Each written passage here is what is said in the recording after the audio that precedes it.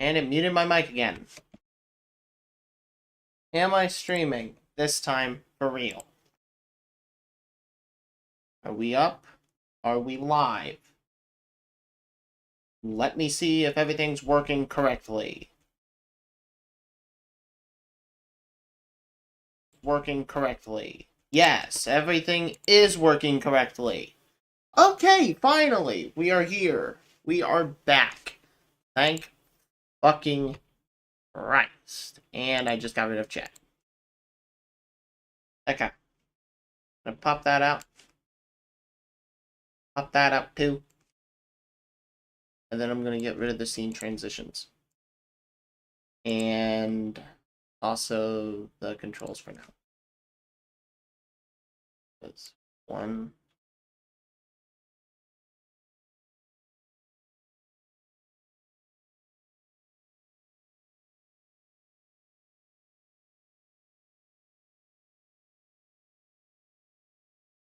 No, don't move that. Just pop it out.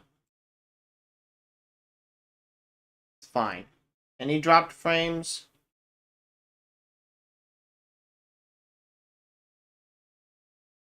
Okay. We are back. We are here for a third time. That took way too long to fucking set up. But, we're gonna be doing other shit tonight. I already have a bunch of stuff. I think Streamlabs was the issue. I think. I hope I fixed it this time. I think I fixed it. Current bitrate is 0. Open widget.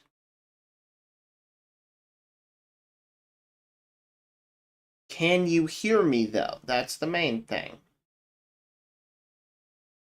Can you hear me, though? Yeah.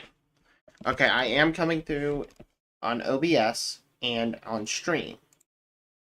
I am able to see stuff, as well. I am able to see chat. I gotta pull up the YouTube Live control panel, though. And I have to sign in again. God damn it. This is why I hate OBS. Because it never fucking saves my shit.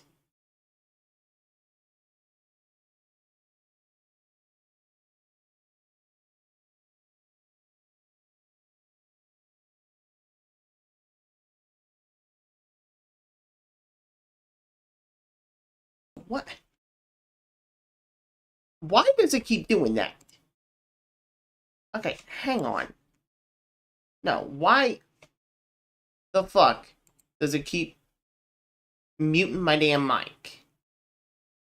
Hotkeys. What is... My mic should not be muted. Ever. Do I keep pressing an accidental hotkey? I do. Delete. Delete. Apply. There we go. Okay. Try another way. Tap yes on my phone. Send a notification. Is this you? Yes. It's me, you idiot. Get a verification code from my fucking email. 862900. Okay. Better work. Continue. Don't give me an error this time. And this. I'm gonna pull this up on the goddamn stream. This is why I hate OBS. Because this fucking stupid thing never works. Okay. Shut up, YouTube. Okay, can I at least, like, create shit here? Create highlighted video, add stream marker, share? No. Oh, yeah, okay, good. So,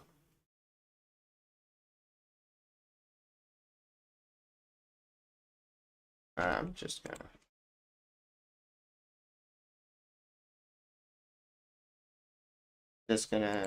do one thing in case someone Okay. I have some plans tonight. Not many, but I have plans tonight. Oh, here we go. Stream. There we go. I'm just gonna share this in the group chat.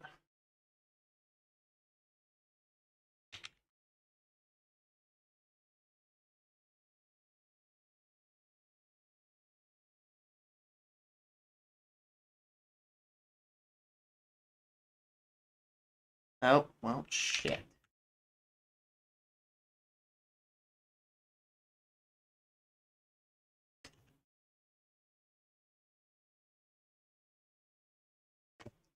Okay.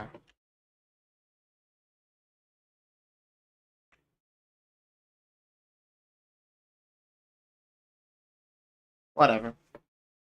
You know what? I'll just set it as my damn status. There. Okay. So I have a couple of things I want to do tonight. I can see chat. Okay, YouTube, can you piss off with the suggestion? Because I don't care. But there is also going to be things that I'm going to ask real quick. But a moment ago, I was actually listening to something. I had to create a new stream account for YouTube because apparently my old one got hacked, which is okay. Not a big deal to me. It doesn't bother me at all.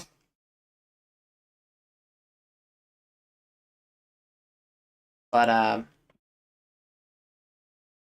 just gonna pop out chat on this end.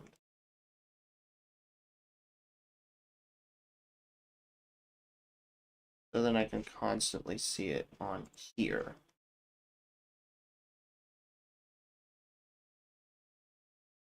Okay, there we go. So I can see your chat. If you have anything you want to ask me, go right ahead. God damn it. Go right ahead. Because I'd actually like to answer questions too, because I know someone out there probably has some questions for me, like why? Why do you exist? But yeah, I was originally going to use Streamlabs for this, but Streamlabs is a bitch. So we're going to watch shit tonight. I want to watch something tonight. I want to start this stream off with something funny. So, I know I had to do regather some of my subscriptions, but I am on the new PC, which is awesome. Oh. I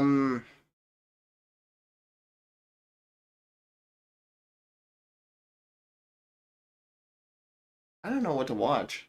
I really don't know what to put on. Should I just put on Subway Surfers? Should I just put on Subway Surfers and just do that for an hour? No, I think I definitely want to go down some rabbit holes again tonight. Because actually, before we do anything, okay, I gotta get. No, I don't want to go to Walmart. Jeez. Should have gotten rid of this when I created the profile.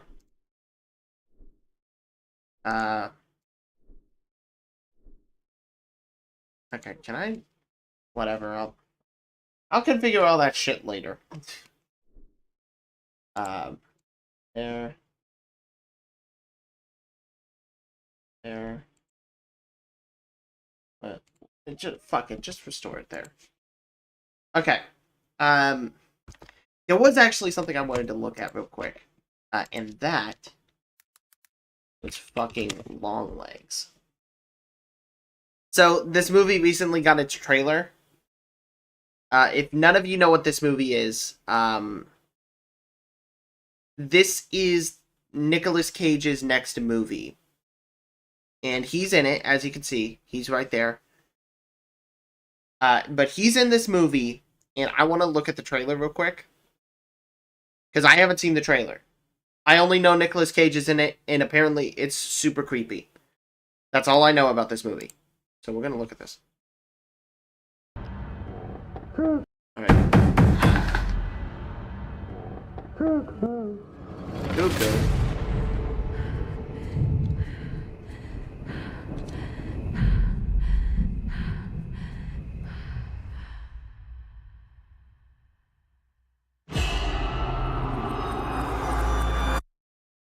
Neon. Is it scary being a lady FBI agent? Yeah. Well, that makes sense. Nice long look. A letter was left with the bodies. I'm gonna shut that off and Signed with one word.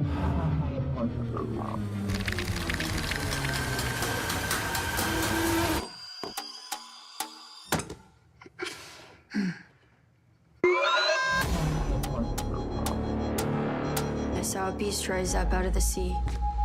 With Down 7 low, heads too and slow. 10 horns. Is the serial killer just being an His asshole? horns, he wore 10 crowns. On each head was written a blasphemous name. What aren't you telling me? He'll kill. And kill again. I know you're not afraid of a little bit of dark. Because you are the dark. Okay, that looks sick as Do you fuck. still say your prayers? Yeah, Number ones? I am legit excited for this fucking movie. Because this comes out in July. So I still have to wait a month for this. I have to wait a month before this movie comes out. And I'm pissed. But I am very excited for it. It looks sick as hell.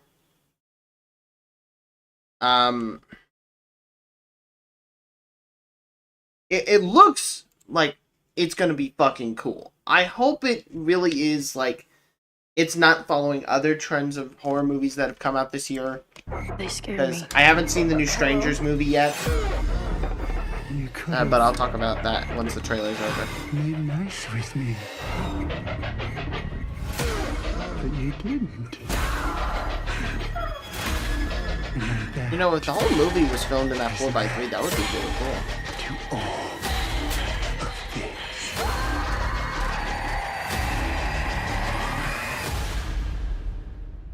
I'll be waiting. Yeah.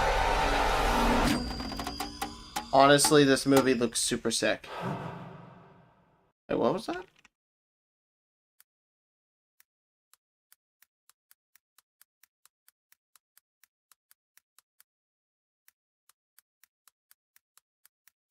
Right before the date, there was like symbols. That's the director credit. Right there. Is that like satanic symbols? Okay, whatever. But yeah, okay.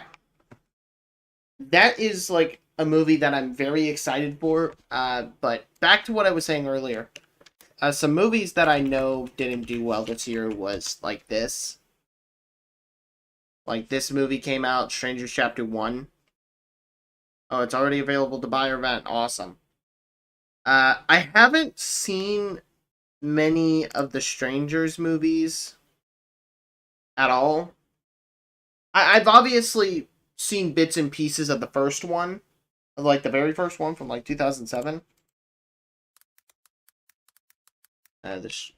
Not 2007, 2008, apparently.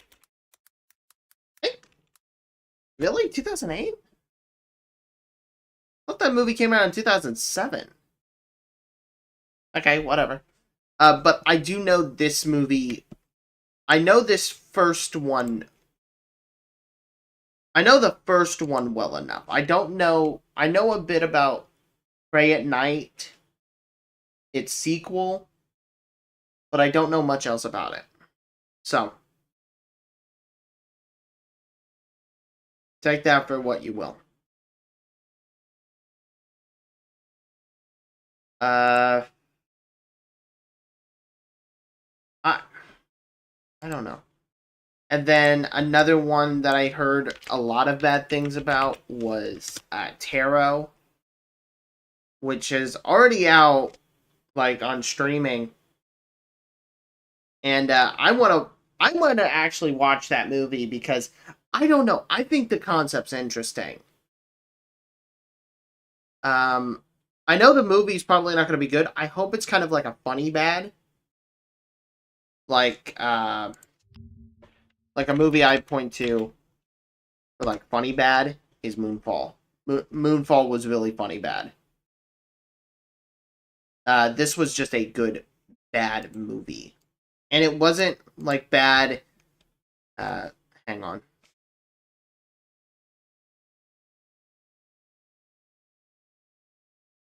It wasn't like bad in like, oh man, this movie's a piece of shit. It's like, oh man, this movie's a piece of shit.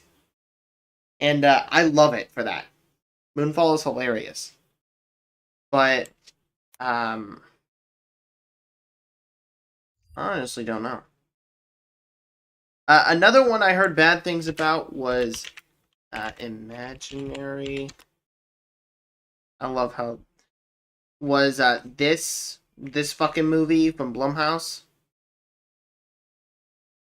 I heard this one was like a real garbage dumpster fire.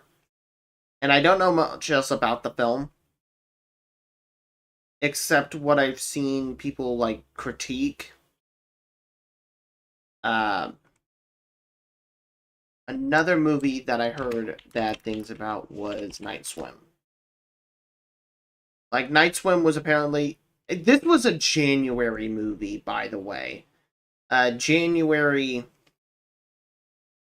For anyone who's not, like, informed on that sort of subject, on why, like, January... Okay, I'm gonna switch over to the face cam real quick and kind of just explain this. So you know, you have the big blockbuster months, like the summer months. Those are usually considered big blockbuster months. Well, January, like the first, I think January and February are kind of considered dumping grounds by studios. January is definitely dumping ground for movies that the studios have no fucking faith in. You see and it's very much a trend nowadays for, of course, it's January, it's time to go see a horror movie.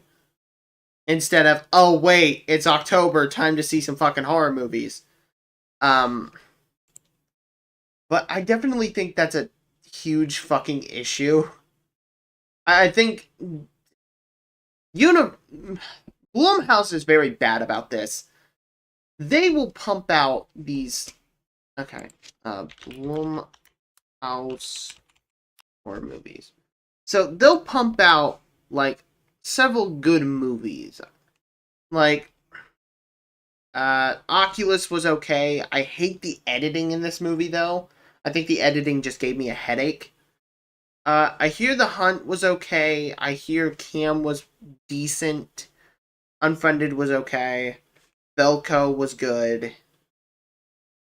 Happy Death Day 2 I thought was kind of funny.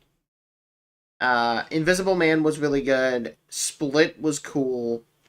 Get Out was amazing. Insidious was awesome. The first one, at least. Upgrade, I haven't seen. Freaky, I just heard was kind of dumb. I heard the first Sinister was decent. But then they'll also pump out movies like The Craft Legacy, Fantasy Island, Imaginary, Night Swim, Truth or Dare. Which, I thought this movie was okay. I just thought it was really dumb. And then they'll also pump out, like, Paranormal Activity. Because, of course, that's what we need. A new fucking Paranormal Activity. And how many movies are in that fucking franchise at this point? How many movies? How many? 7. There are 7 fucking movies in Paranormal Activity. There are 7 Paranormal Activity movies. And you only need to see the first 3. You see the rest if you're just dying of interest for more Paranormal Activity. But the first 3 movies are decent. That's like my take on this. The first 3 Paranormal Activity movies are decent, and then the rest of them just divulge into utter crap. They are okay movies.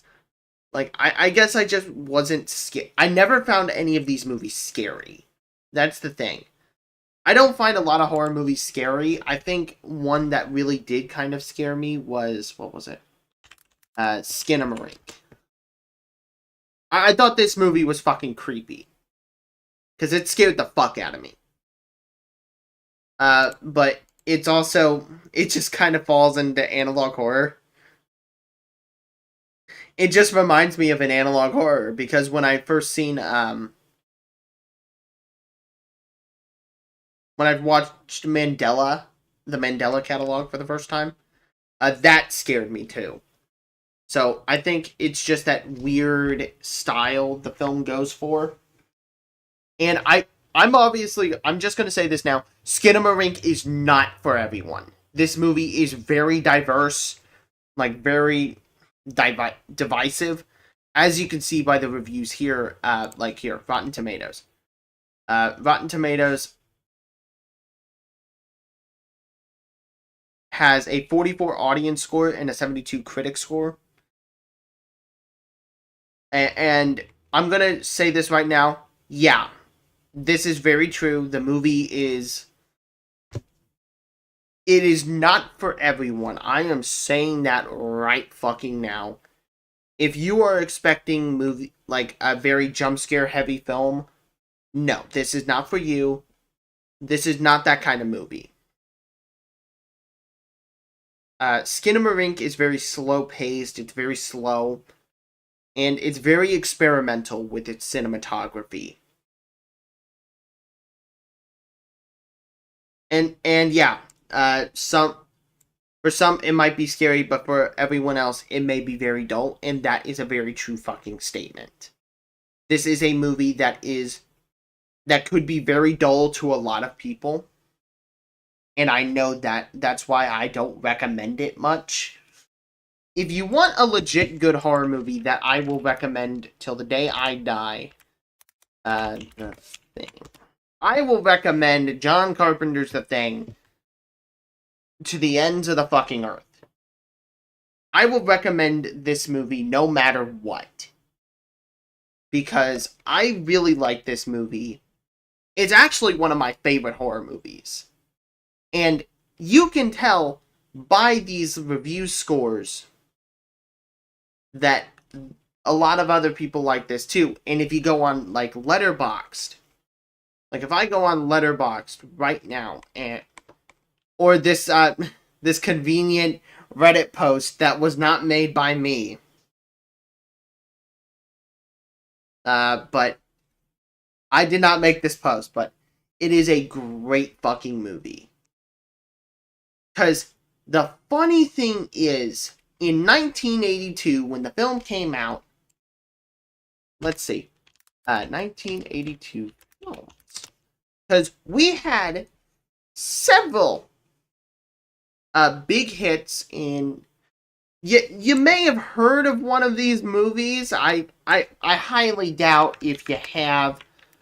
It's called E.T. the Extraterrestrial. This movie came out in June of 1982, so we already have one date. So we have June, and then The Thing. This came out in June, a couple of weeks after. Like, 14 days after E.T. This movie was critically hated at release. How do I know that? It's called I did my fucking research and watched a lot of people talk about the movie. And critics back then were thinking, oh man, why is this alien film so mean, so dark, so bloody? It's like, it's because it came out after E.T. and everyone was expecting these alien films to kind of follow in the same foot as E.T., but it doesn't.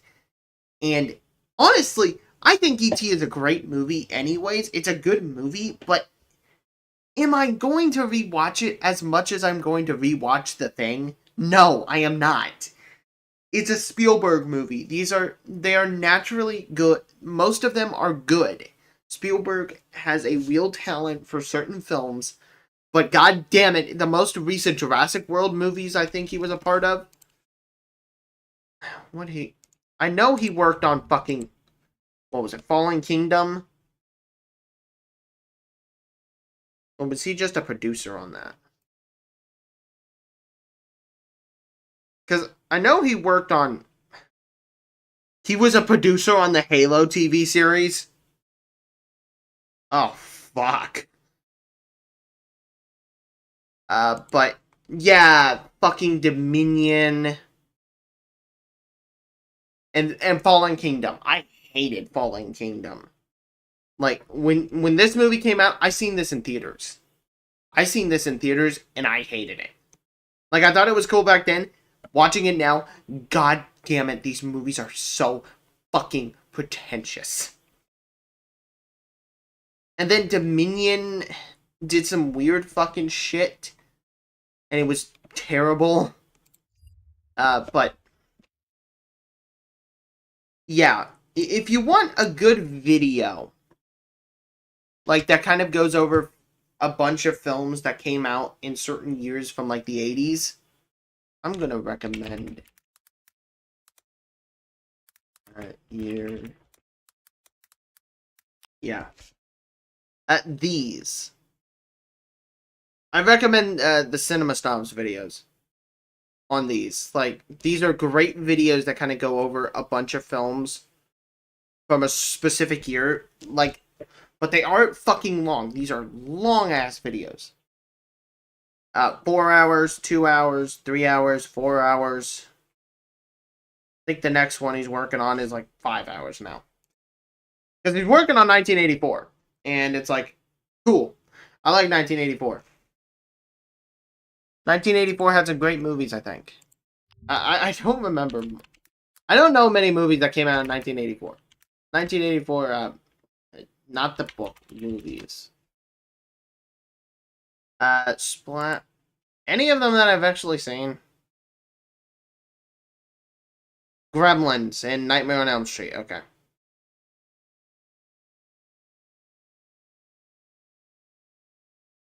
Oh, Beverly Hills Cop. Dune. Starfighter. Star Trek 3. Neverending Story, I have seen that. I actually like Neverending Story. Like, some people may consider it a bit dull today, but fuck off. Good movie. Okay. So, enough. Why is this here? Shadow? God damn it. Okay. So, we are going to fucking watch something today. Okay. I know I can get away with this on stream because YouTube does not care. I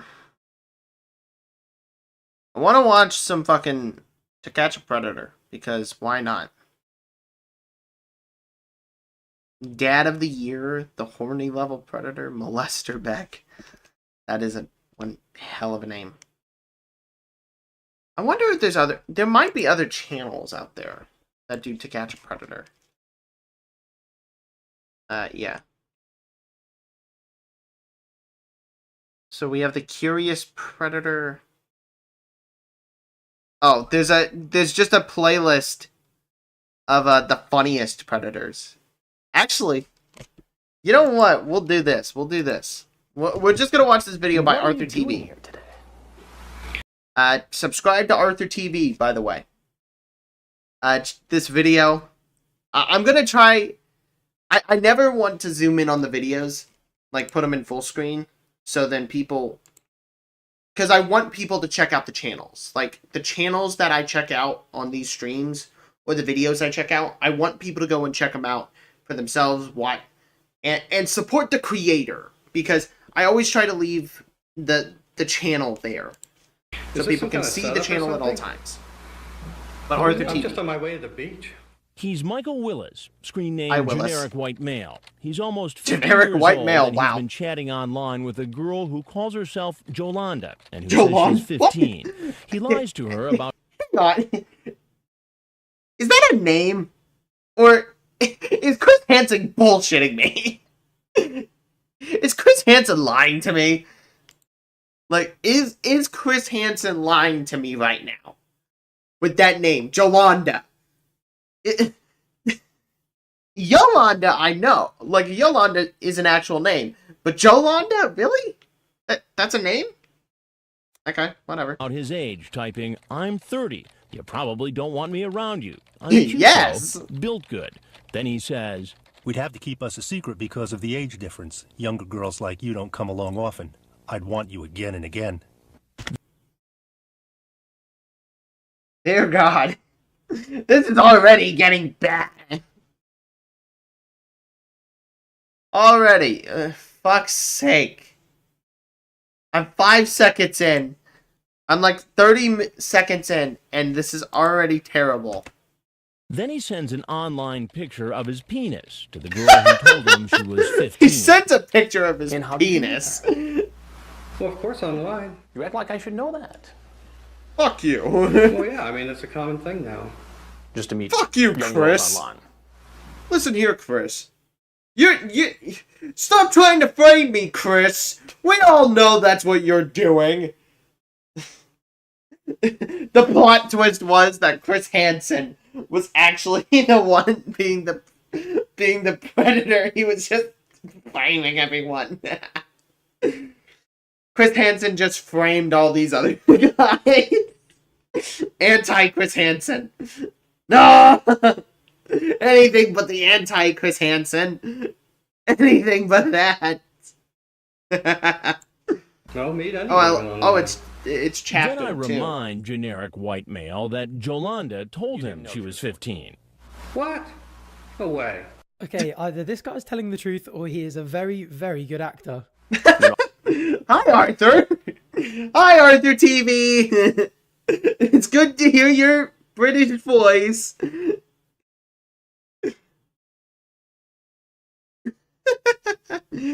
I have the transcript of your conversation with Jolanda.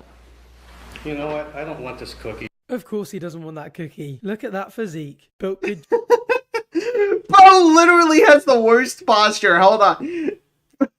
Look at his posture right now. Look at how he is standing. So, head, neck. Bro has, like, some serious neck pains. He must have, like, one hell of a... He's putting a lot of strain on his back by leaning like that. Because when you slouch like this, your back starts to hurt. Your back will hurt a lot more. And it's a bitch. So always try to, like, stand up straight. Don't slouch. Because, one, it'll really help you in the long run. Okay. Check. Cute. Check. He may be a nonce, but this man's no liar. I just want to get to the beach. Come here, just You one are second, very sir. right, Arthur. But Generic White Male won't be going to the beach today. As he heads out the back, he stumbles off the porch right into the arms of the Fort Myers Police Department. Now,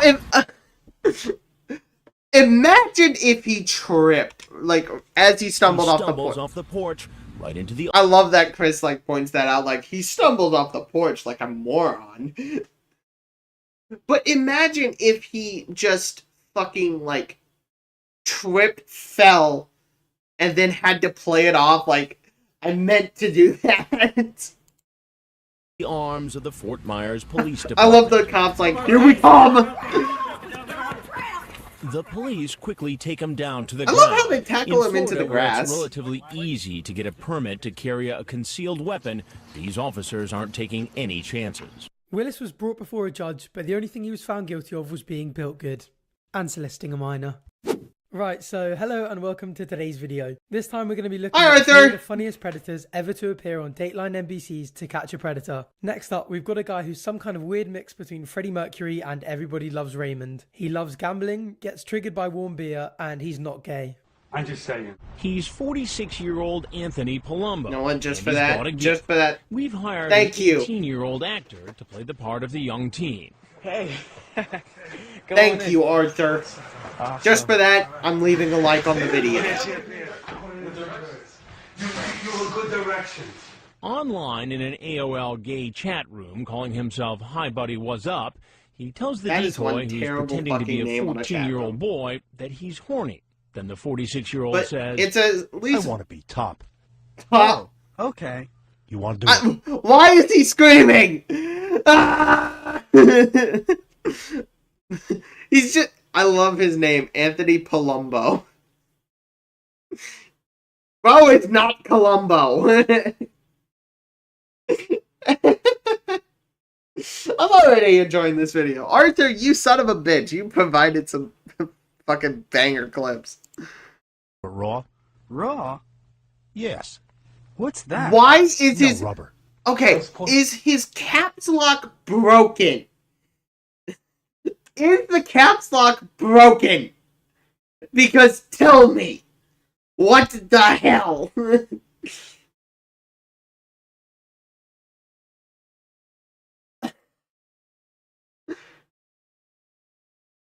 Maybe I need to do like a tier list of all of the fucking people from this show.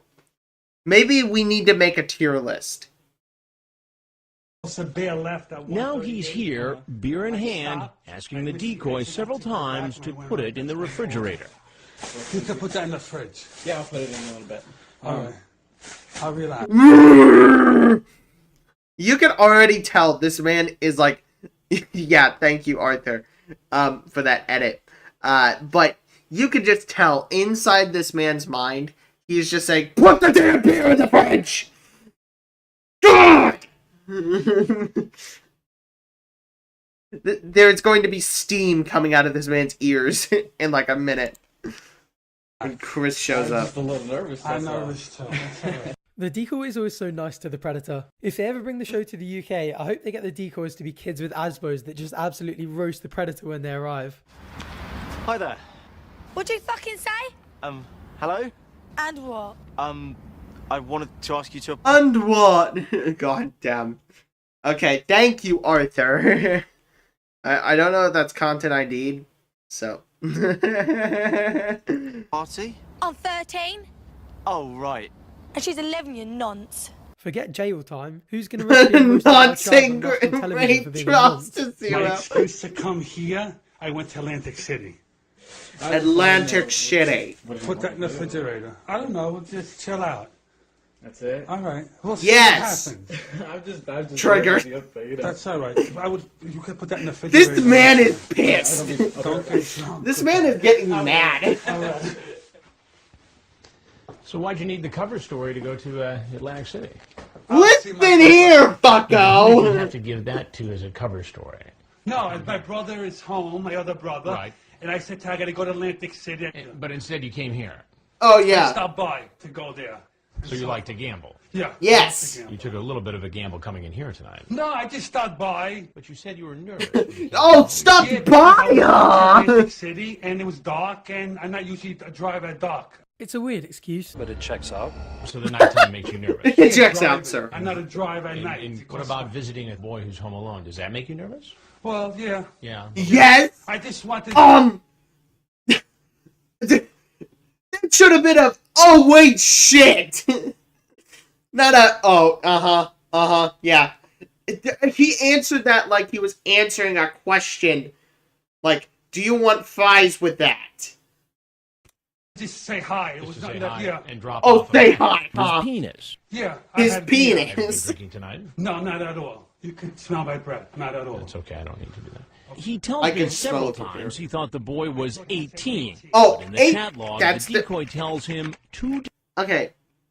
I have watched enough episodes of this show, like enough videos of this series, to know that that is their excuse, like 45% of the time. It is not all the time, because there are some that are just dumb enough to come out and just say it. Like, oh wait, he's 15? Whoops. And, the excuse I always hear on this show, on To Catch a Predator, is I'm just coming here to watch a football game, or we're just gonna hang out. That happened a lot on this show, and if you watch through a lot of the interviews with Chris Hansen, basically just kind of ripping into these guys, because he's just basically making them look stupid, and they are, for doing this shit, because To Catch a Predator is basically just a time to point and laugh. Like, you got caught, dumbass. I never feel sorry for any of these fucking guys that get caught on this fucking show. Because, one, they are doing a fucking horrendous crime. They are committing a horrendous crime. Even if they don't do anything or don't even show up, there's still fucking intent there. There is still intent. You don't... All of, like, Discord grooming, that is a huge thing. Where you'll have these 25-year-old dudes grooming a 13-year-old girl. Just because they're lonely and they want to have something. And when they get called out on it, they'll just delete their account, and then they'll make a new one and be right back at it. Or nothing will fucking happen. Because when I watched an entire series where, like, a guy was going through a bunch of Discord, like, servers, and anytime, like, he found out, like, one of them may have been a predator, like, grooming minors, he would play like a decoy, like in the show. He would be the decoy, and then if it was a girl that he was portraying, he would have a friend of his play the role of the girl in voice calls, and then he would kind of rip into them. Like, he would come on the mic and just be ripping into them. I forget who it's by. That he's 14. 14. 39. 39! You said you were 35. You are 39! And you are talking to a 14-year-old boy. Do I need to say more? Do I need to say anything else? At all. 39, 14. There is one hell of a difference. 35. 39. We find out later he's actually 46. Oh. Says he's unemployed and... 40! 46! What the fuck?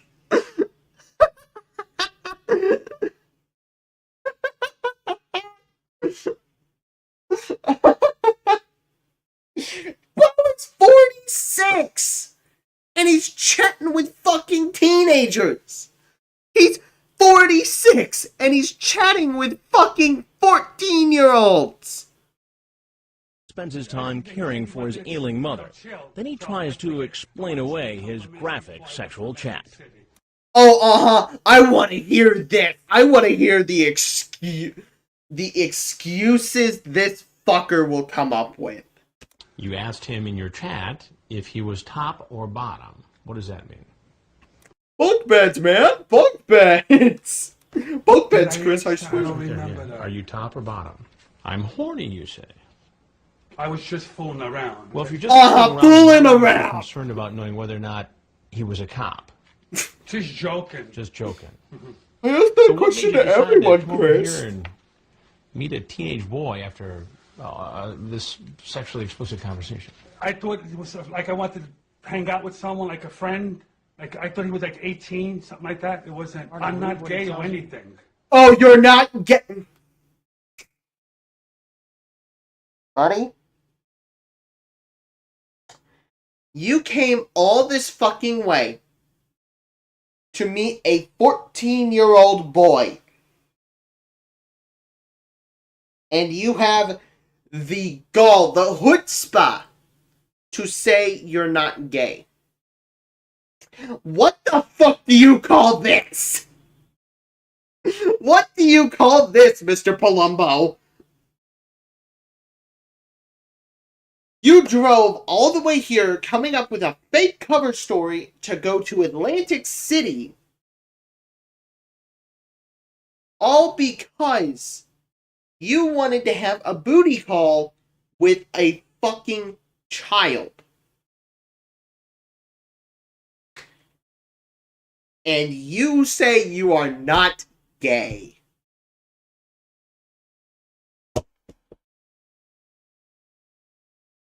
Maybe he's bi. I'm just saying. Weird how he's being more defensive of being gay, which is fine, than being an actual nonce. Well, this isn't about gay No, or I'm straight. just saying. I'm straight. What is nonce? What the fuck is a nonce? Like, that word has shown up like 3 times in this fucking video. What is a nonce?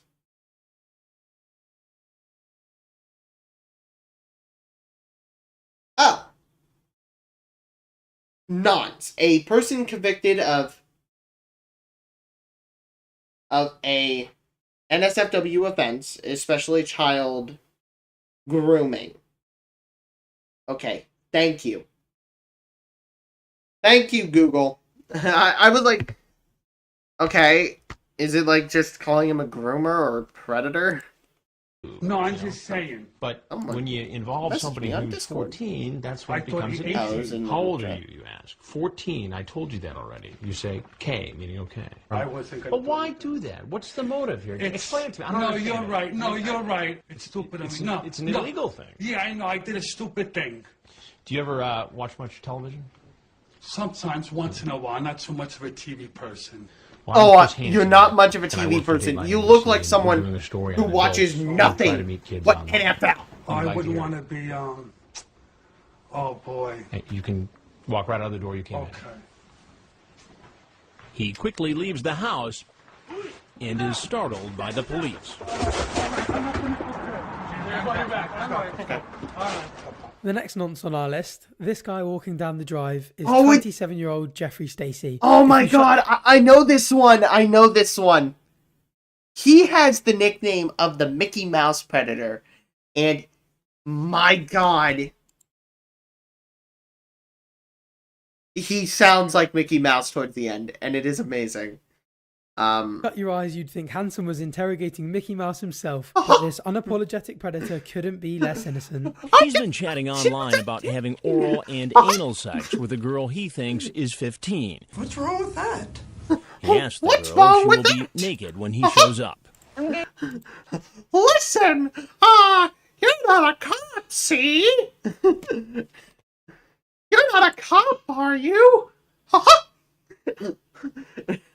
I don't want to get caught by the cops, even though I'm doing something fucking illegal.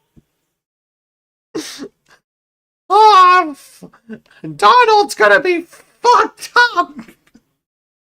Go up and get ready, okay? Okay. Wait at the bar for like 5 minutes and then follow me up, okay? Disney's gonna be pissed. Okay. When I come out and confront him...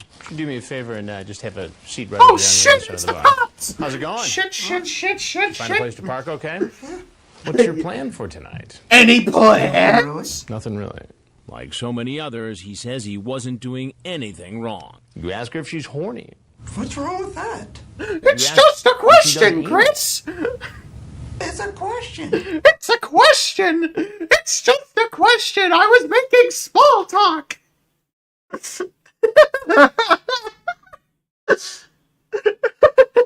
I was just making small talk. I just like to drive. I cannot get over how much this guy sounds like Mickey Mouse.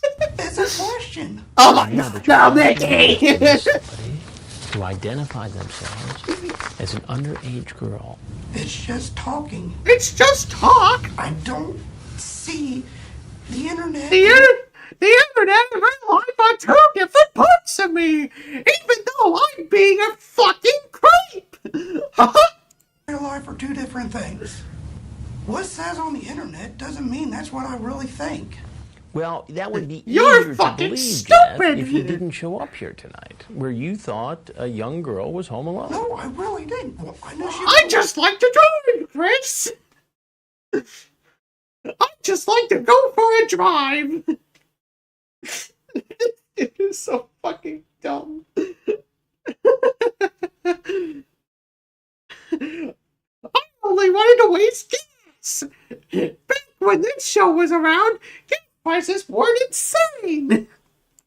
Why would you be here? I swear his squeaky voice is making Chris Hansen start speaking squeaky as well. No, I really didn't. Well, I know she was. Why would you be here? I know she was. Why would you be here? Oh, I love it. I love Arthur's commentary. That didn't mean much to me. You're an adult. She's a child. Okay. Okay, listen, fuck you.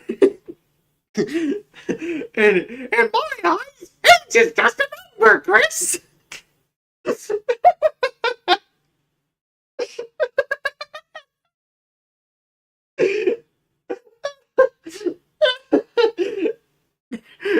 Age is just a number, Chris. You can't stop us.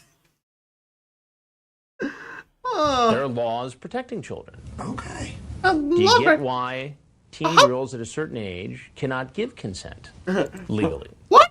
I didn't know that. When I tell him who I am, Oh, Chris Hansen, fuck. and I'm a reporter for Dateline NBC. Shit. We're doing a story on adults who try to meet teens on the internet. You can just see his, has nothing like more his to say. face, like his, just his eyes.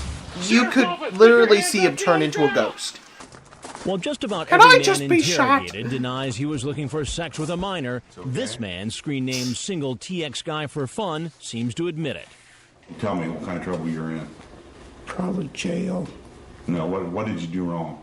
I showed up to solicit a minor. For what? I guess You're sex. fucking Sex. Then Single I already TX know. Guy for Fun fucking says he was stupid. really only going to talk with the teenager. So the Oh, detective yeah, sure, asks him buddy. again. I just come And and meet I'm What happens, happens. That's the way I look at it. Okay, so there was a possibility that could have happened. Could have. Could have. It When the could have. 27-year-old finds And out what he's going to if jail, Chris You're Hansen gonna take wasn't Dark County there? Jail? Please don't. I'm sorry. I didn't know. Oh, I'm sorry, threatens to kill Boo. himself. I really am just gonna slit my throat. Boo. I'm just gonna kill I'm myself. Put me in jail and I'll sorry. kill I myself. didn't mean to be a fucking something so creep. wrong that I I don't didn't wanna mean be to alive. solicit The a detective takes minor. off the handcuffs so the man can sign his statement. He Fuck grabs off. the pen and makes a half-hearted attempt to stab himself. Oh, an attempt to stab himself. Was it a threat Bo so is that we would good. back off, Oh, so that we would feel sorry for him, so that we wouldn't come down on him as hard? I don't know what it was. What's clear, Funnily says the enough, detective, he is that doesn't this have the- man and the others like him have back. You know, with that half-hearted attempt of trying to off himself, which is a serious thing, I can't really joke about that. But in this context, with the context that he showed up trying to solicit a minor, and he's only doing this to try to get out of being punished.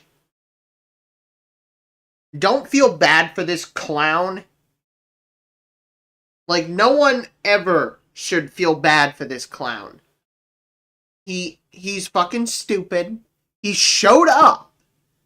That's the main thing. He had that explicit chat, and then showed up. The explicit chat was already bad enough, him showing up was just the nail in the coffin. That sealed his fate right there. Back themselves into a corner and are looking for a way out. Okay, that is all for today's video. As always, if you enjoyed watching, please leave a like down What the below. fuck? Why the fuck is Big Nose here? Free to subscribe for more if you're new to the channel. Oh my god, it's live action Igor from Persona. There are so many more episodes and clips from this series, so if you guys want to see more To Catch a Predator on this channel, let me know in the comment section down below and I can start working on a part 2. Also, if you haven't yet, my Twitter and Instagram will be on the description down below. Go check that out. If you DM me and say you've come from YouTube, then I'll make sure I follow you back. So yeah, thanks for watching and I'll see you next time. Alright, yeah, that was cool. Good video, Arthur. What a chap. You know what? I gotta... Hang on. Yeah, I was gonna leave a comment that just said, I got jump scared by the British. British jump scare. That's all I was gonna type. But no, that's a good video.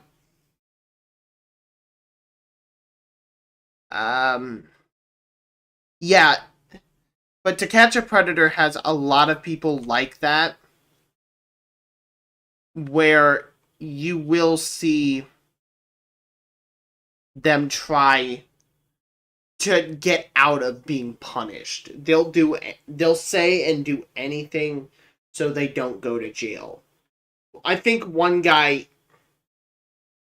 tried bribing Chris Hansen at one point, I think.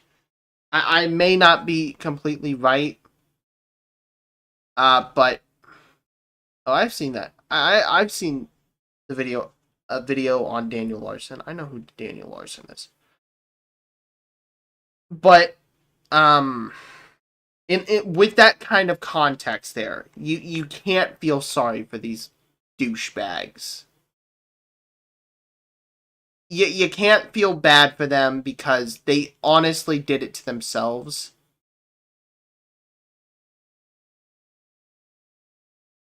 You don't feel bad for these clowns. Like, if you think that me kind of just letting loose on these guys, kind of just insulting them, and I do not give two fucks about these kinds of people. Like, neither should you.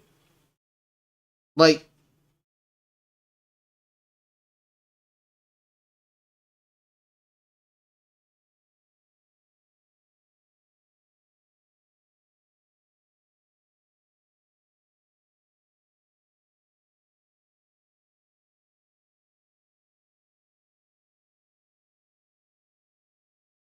sorry, I have to respond to someone.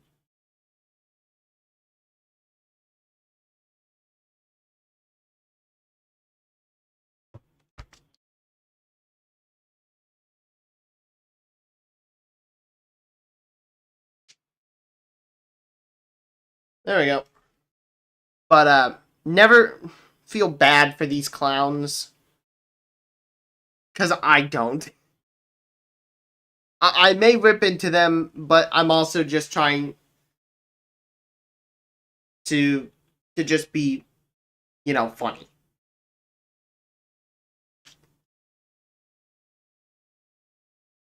But, yeah. Let's watch something else now. Greylock had nothing new. You know what? Let's watch Mr. Nightmare. I haven't watched Mr. Nightmare in a bit. What should I watch from Mr. Nightmare? Disturbing videos from the internet. I think we already watched that one in the last stream. Food delivery horror stories. That's fucking creepy. You know what? Let's just sort by popular. Oh, fuck. Truly shocking moments, nightmarish animals that are extinct, dumbest decisions in horror movies. Free candy.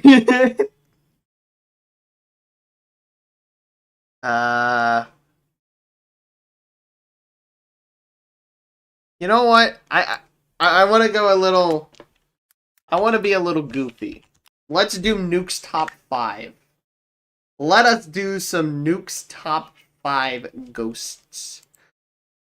A slapped ham.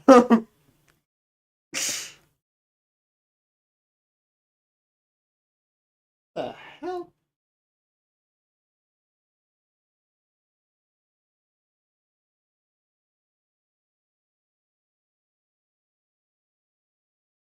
The hell? Okay, I thought it would pick up on the mic, but it didn't. Videos. We're gonna watch Nuke's top 5. Why? I don't know. It's fun. Top 10 scary videos to cry yourself to sleep to. Alright, let's do it. I'm ready to be scared. Oh no. Urban explorers from the YouTube channel Urbex Castronautica visit the historic La Plata Cemetery in Buenos Aires, Argentina. The cemetery was built in 1886 and is the final resting place of many notable figures. But while wandering through the huge cemetery's 12,000 tombs and vaults, the guys stumble upon a crypt that has been vandalized. Their camera captures something downright chilling. Hey, on. That's not supposed to be like that. No, it's really weird. Hello? Grandma? Dad, are you causing some ruckus in the crypts again?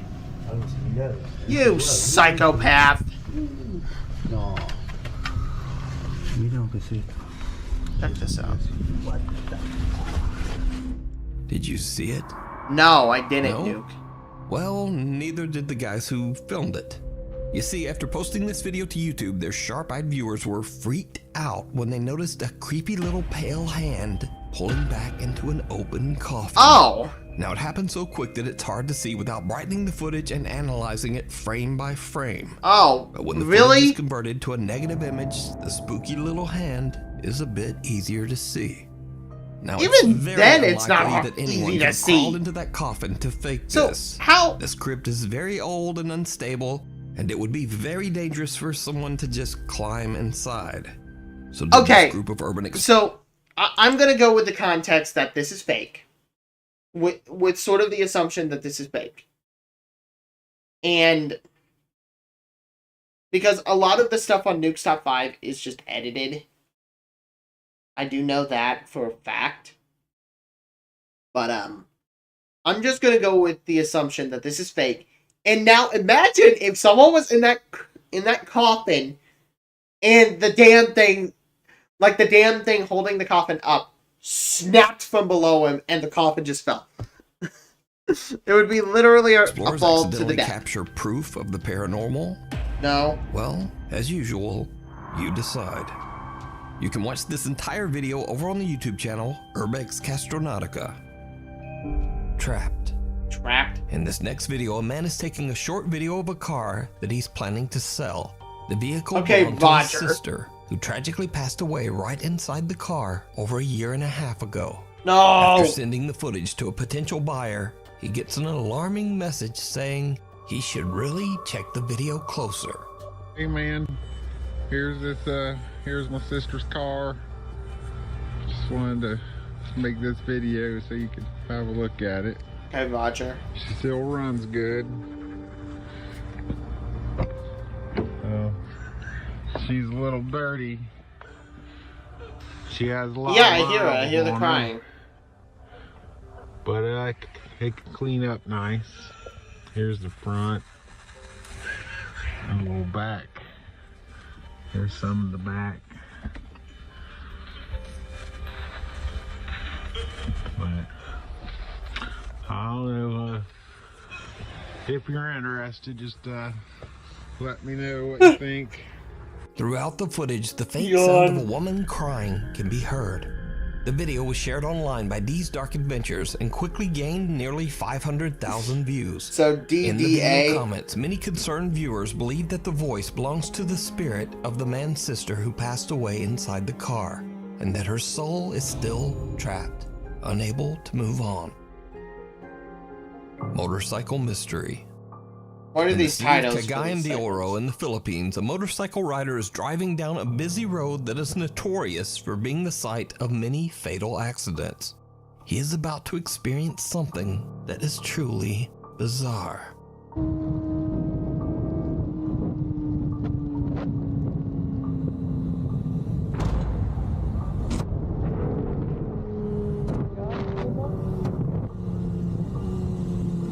Hang on, let's rewind this footage.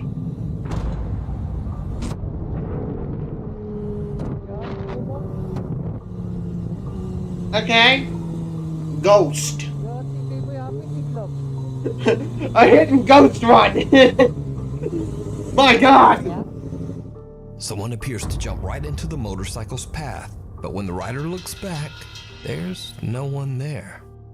But it You gets committed even a weirder, ghostly hit because and the run. motorcycle rider claims that You whoever this was, bastard. they didn't appear to have a face, only a strange dark blur. Now, many locals believe that the rider saw the ghost of someone who passed away on the dangerous road. But if this wasn't anything supernatural, then just what happened here? Let me know what you think. Okay.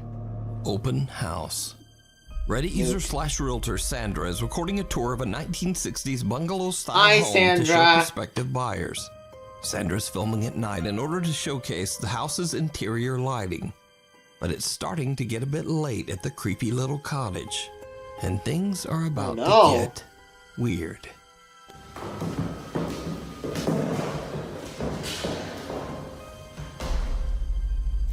Wow, it's 10 p.m. and my day was fully booked with showings of this beautiful vintage 1962.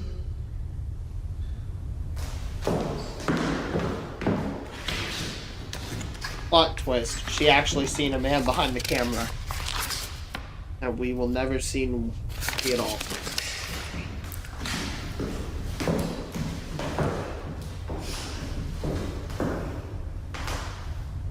Wow, it's 10 p.m. and my day was fully booked with showings of this vintage 1963 bungalow.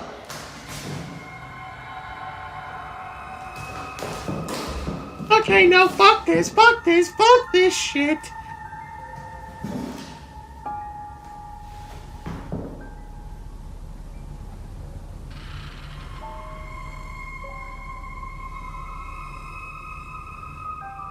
Nope, I'm done here. Get me the hell out of here. Sorry, I'm looking at my phone. I need to just turn it off and on. Nope, I'm getting the fuck out of here. Go ahead, do it again. You're on camera.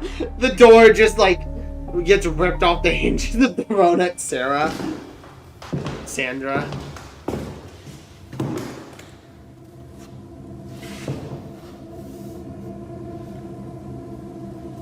It flies off the hinges. That's all I imagine it's gonna do. Yeah, I always hate Open that this door. in these old houses. Go ahead, open this door. Open this door like you did the other one. No.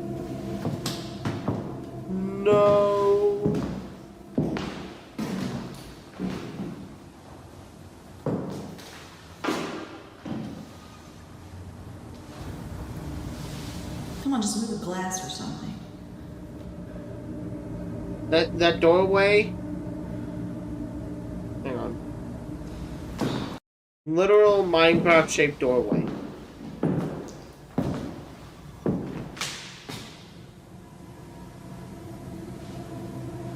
Go ahead, do it again. I'm not scared.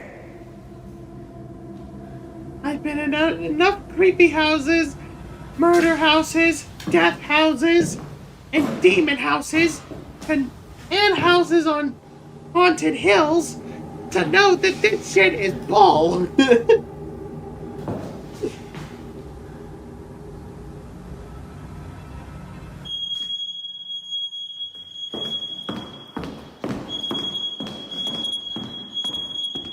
Turn off your smoke alarm. Nope, I'm done. I'm good. I'm good here. I don't want to die. Fuck this shit. Fuck this shit.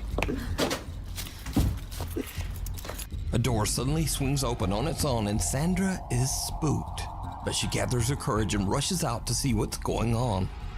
A glass of water sitting on top of the fireplace shifts and slowly moves as if it's being pushed by some invisible force. But it's the ghost of a cat. Crazier as a smoke detector suddenly starts to beep before crashing violently to the floor. With that, this is just Sandra's cat. had enough and just gets out of there. It's just an invisible cat. But there's also something else that is very creepy in this video. Something that only a few viewers even notice. So again, I ask, did you see it? Right before the door moves, a face in the picture right beside Sandra seems to slowly darken, and then the creepy little shadow fades away just as the door swings open. Sandra says that she's experienced several unexplained paranormal events in this home, but this was the first time that she finally captured it on camera. We need scary videos. So if you see a scary video that you think would be great on the top 5, email us at nukestop5@gmail.com. Flickr. Reddit user Sibseb says that his mother is taking care of a young foster child at her home in England. One night, a TV is playing a cartoon in the child's bedroom, but the flickering light from the screen reveals something that the Reddit user and his mom simply can't explain. Okay. You know what? We're going to use this as a proof of concept. We are going... I want to film like a video, right? Where I have something just fly at the camera. Just random, just something falls, and then like a chair gets knocked over. But it's all going to be staged. And then I'm going to submit the video to Nuke's Top 5 and see if it gets added into the video. So then I could leave a comment saying, bruh, I fucking faked this shit. Something that is downright creepy.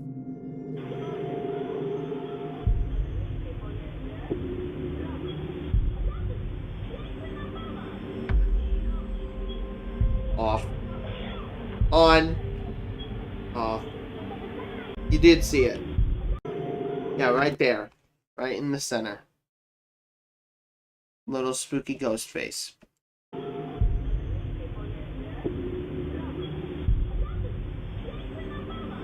And then in like the next frame, it's gone.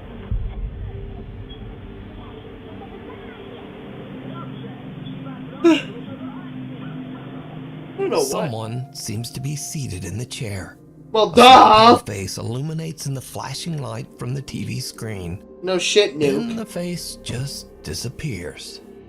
Alright. Reddit user Sibseb wonders if his mother's security camera accidentally captured a paranormal presence. It's a ghost. But what do you think this is? The Fond du Lac UFO. Around 2 a.m., Florissa Bonalay and her family friends are driving home to Fond du Lac, Saskatchewan, Canada. Team Fortress Suddenly, 4. Florissa spots something very odd in the night sky. It looks like a UFO, right?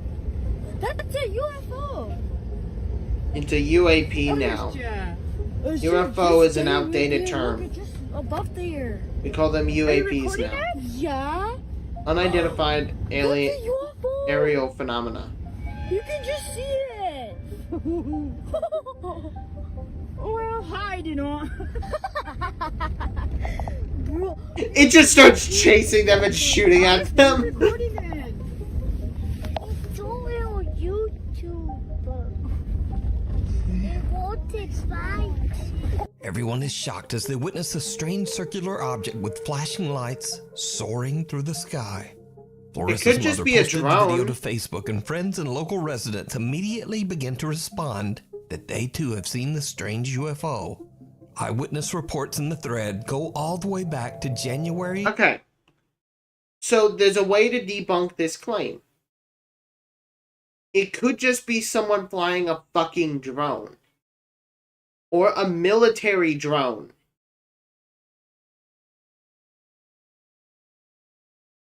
It's not that hard. 1990. So just what could this mysterious flying object be? But I would, you think, or it's a plane. down in the comments. Follower. Nick Perry says that late one night he was driving down the allegedly haunted Dyers Lane Road in Roseville, California. He says that he saw an ominous dark shadow figure appear in the middle of the road.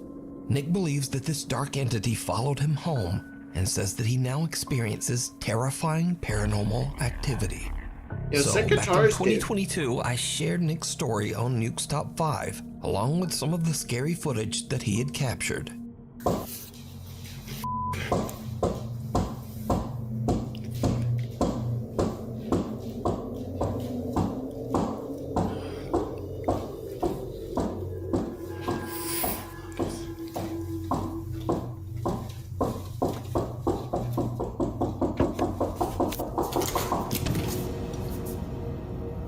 Now, in the last 2 years since those videos were recorded, Nick Perry has moved to a new house in a new city. And he believes that the dark entity has That looks like followed my him. aunt's dog. Just got home. Probably same breed. And as I was walking in, I heard some banging noises in here. So that's why I'm setting up the camera right now to find out what the it is. Max, shut up. There's nobody here. But that looks like my aunt's dog, Callie.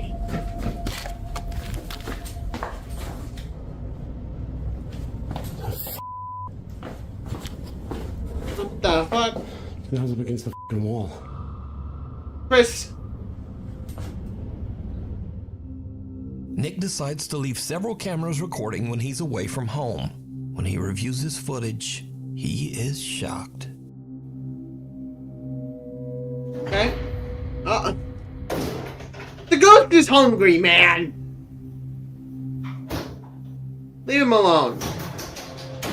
He's looking for snacks. He's looking for the pantry. Should have labeled it.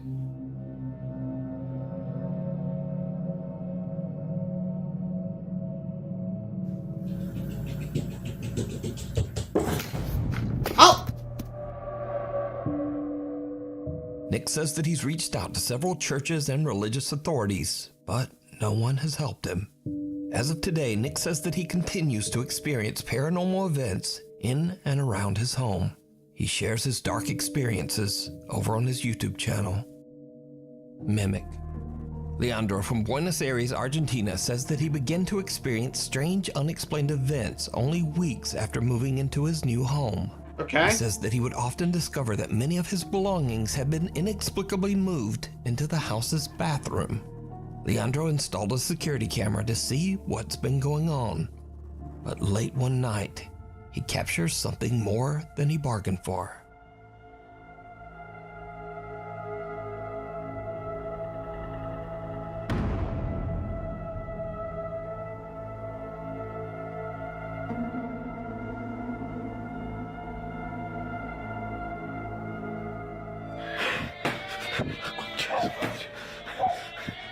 Sos hijo de puta. It punches him.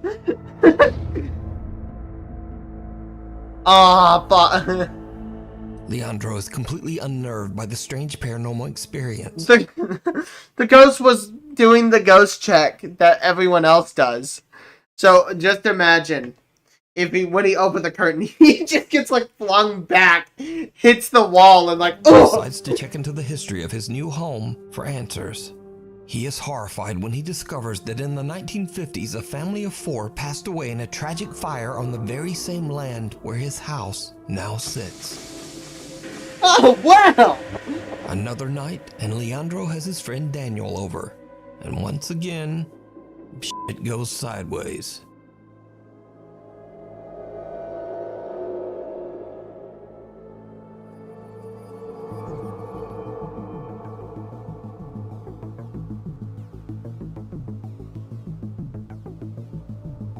Oh, there's a person outside.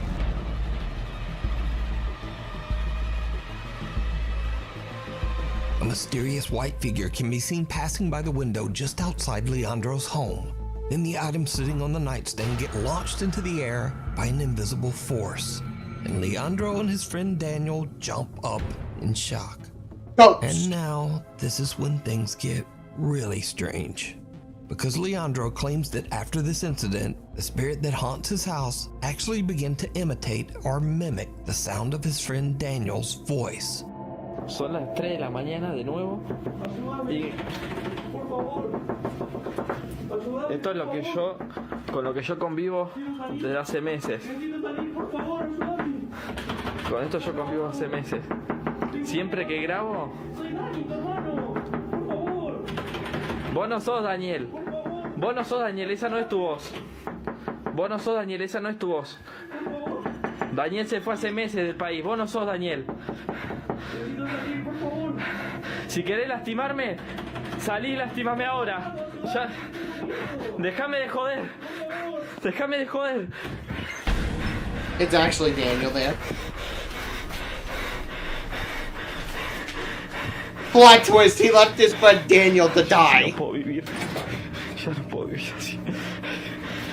Ya no puedo vivir. ¿Qué es eso? Concha de su madre. Motherfucker. Yo no tengo más miedo. Tengo miedo.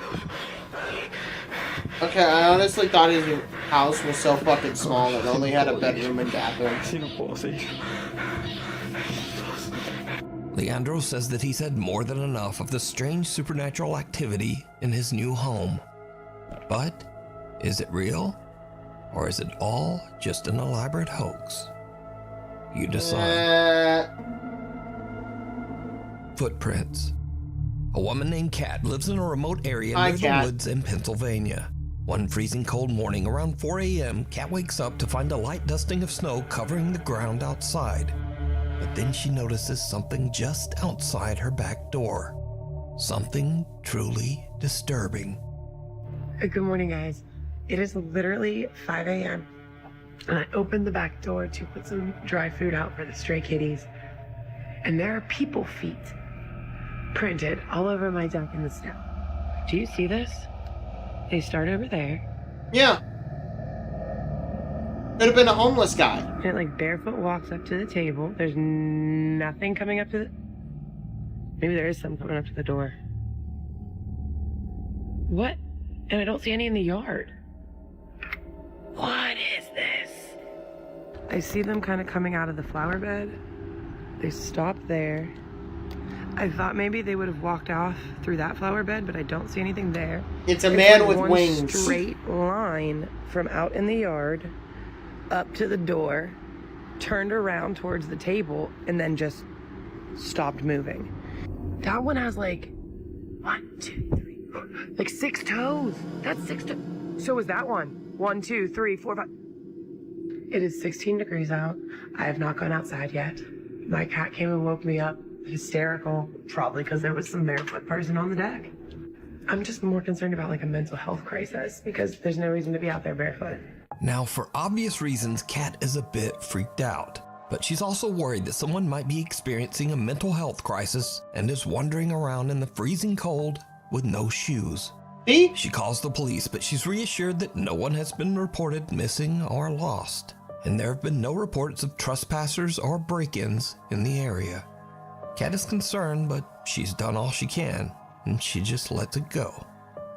But almost 2 weeks later, the mysterious footprints are back.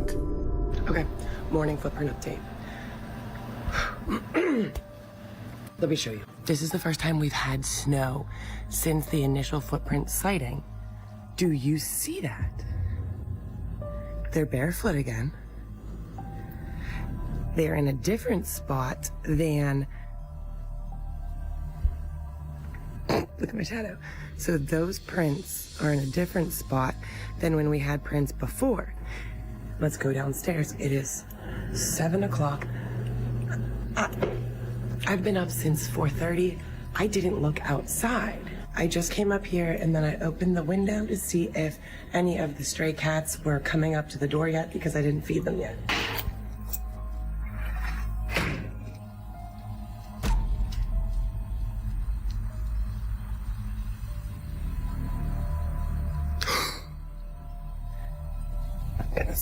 right along the side so I don't interfere. Those are definitely very bare human feet, but there are not 6 toes on these that I can tell. I don't know. No, those are very clear toes right there. So the house next door has nobody living in it, so I'm not sure why the prints would be coming from that deck. Water? Happy New Year. Kat purchased 2 security cameras to monitor the outside of her home. The mysterious barefoot stranger hasn't returned. Yet. So could this be something supernatural? Or is it something even scarier? A real person creeping around Kat's house in the middle of the night. Heads so obviously up, popular Chinese ghost hunter Xiao Long is back. This time investigating an abandoned school in China that is said to be extremely haunted. As his live stream audience watches, Xiao Long begins to hear unexplained noises from somewhere in the building. He's a little on edge as he goes to check out. Oh yeah, on edge? Sounds. Sure, yeah, what sure, happens buddy. Next is just watch. 听见没？开回音呢。 Okay. What is happening to the audio here, Nuke?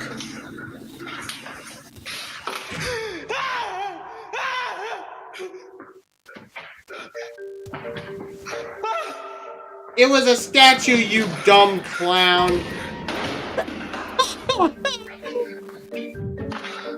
What is this, like? They're forcing me to play it. They are forcing me to play it.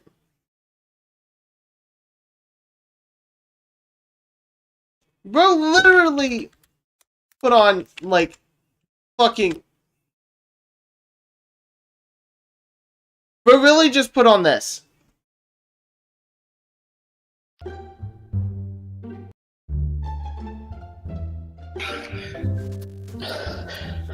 Xiao Long gets the fright of his life because of a plastic statue head.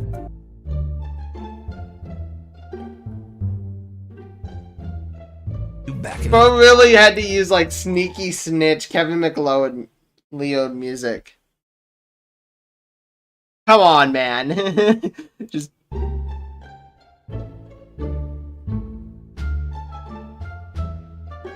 Every time I hear this fucking track, I just think, alright, who's about to start a Minecraft video or something, or Gmod? But things are about to get a bit more serious and a bit more frightening. As Xiao Long explores deeper into the haunted school, this happens.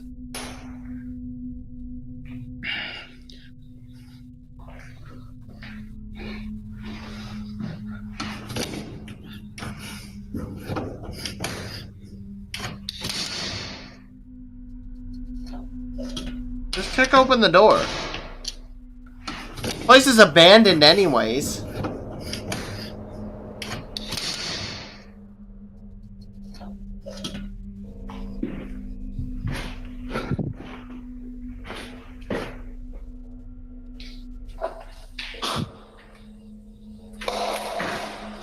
I really had to play Sneaky Snitch there. Do-do-do-do-do-do.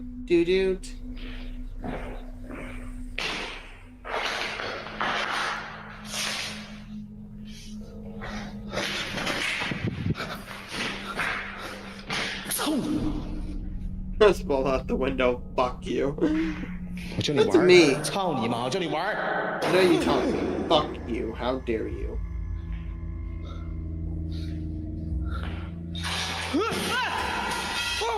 The ball comes back, hits him in the damn head, and then gets hit in the head with a board. The ghost is pissed off that you threw his ball out the window, bro! Fuck your mother. All the doors shut and something chases him. A small ball inside a classroom rolls across the floor by itself. So Xiao Long chucks it out a window. But then the lights hanging from the ceiling come crashing down, almost hitting Xiao Long. Now luckily the ghost hunter made it out safe, but he's not done just yet. Inside one of the school's many rooms, he finds a dirty old mirror. And this is when his exploration takes a terrifying Don't touch turn. that. That's Fatal Frame shit.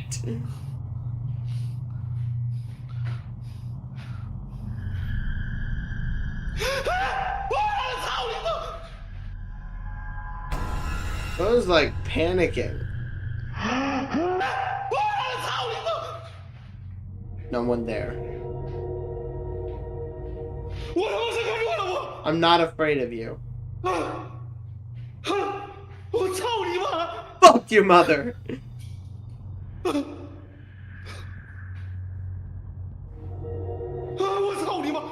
Fuck your mother, it seems to be here.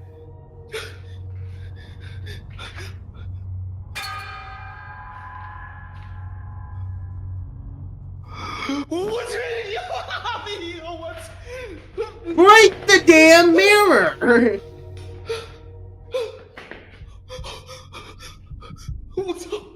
Fuck.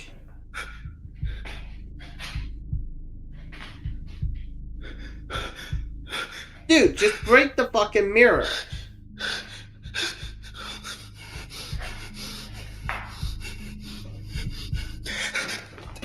Attempts to kick invisible ghost. Blob's door trim and invisible ghost. Fuck.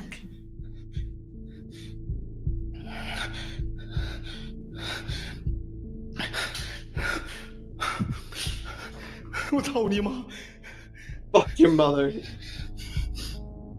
I'm not yawning so much, goddamn. Figure is gone. You scared him off! Good job! What the fuck?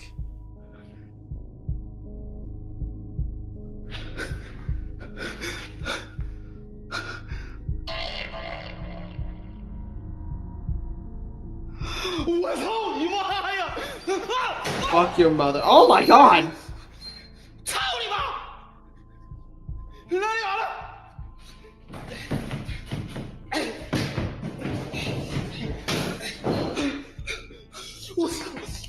Fuck. No one there. In the mirror's reflection, someone can be seen standing behind Xiaolong, but when he swings around in terror, there's no one there. After an attempt at kicking and flailing at the invisible entity, Xiaolong finds that the reflection of the figure has disappeared. But now he spots a shadowy face peeking in from a window, and a heavy closet comes crashing down right in front of him. What? Someone is The calling activity me. is becoming... Hang on, I have to mute my mic real quick.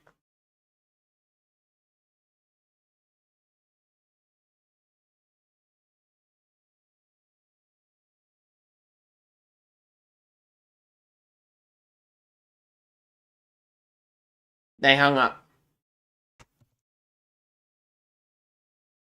A little too Okay. intense. Back to YouTube. So Xiaolong decides to leave and ends his live stream. You can see Oh, you even were more streaming terrifying this. moments from this ghost hunt over on the YouTube channel Outdoor Xiaolong. Okay, yeah. There we go.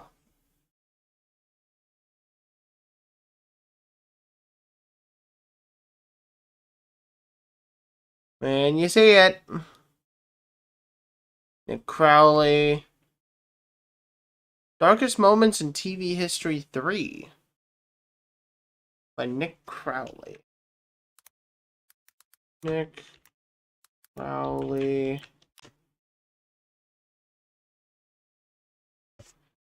The children's TV, here we go. Mysteriously spooky. Sure.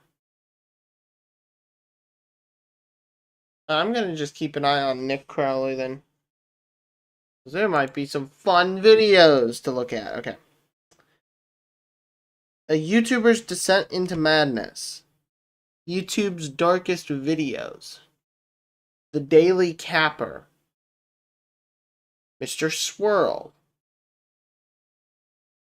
Internet's Darkest Corners 2. YouTube's Most Disturbed Family Channel. What is this?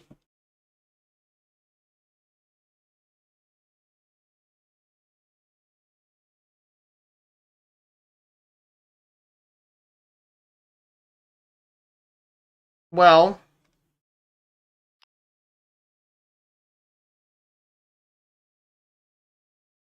oh, yeah, I don't care. These kids, I just can't let this go any longer. Those kids, I think, are in very serious danger.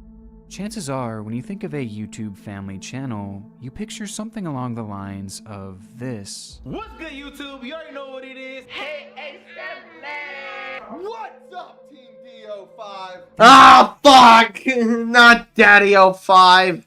Overproduced videos have become the norm in the realm of family-centric content, garnering an equal amount of both fans and critics alike, with some of the main criticisms across the board being exploitation and manipulation. The idea that these parents paint themselves as having these perfect families, when in reality they primarily view their children through the lens of content creation, oftentimes to their detriment. So, if you could pray for us, we appreciate it. I love you guys. Come here, come closer for the video, come closer. Come closer! Oh, yeah, I remember this situation. I remember this situation for a bit. I remember when this kind of happened, where the mother was getting her obviously distraught son to pose for the thumbnail because their dog, the family puppy, the new family dog, they had just got like a new puppy and it was sick. So obviously they were all, the entire family was very torn up about this because it's a sick dog. No one likes seeing a sick dog. Everyone wants their dog to be healthy and to, you know, be able to run around, play, do all the normal shit dogs do. But obviously the kid was not having a good time. Was obviously really fucking torn up about this. The mom definitely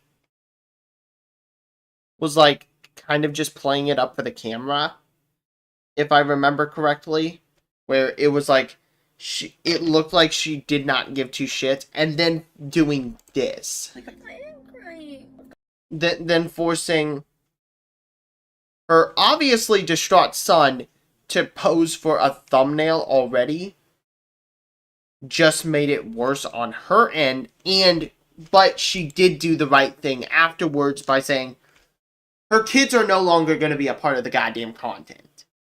So I hope she actually did end up turning this around, and mainly just, you know,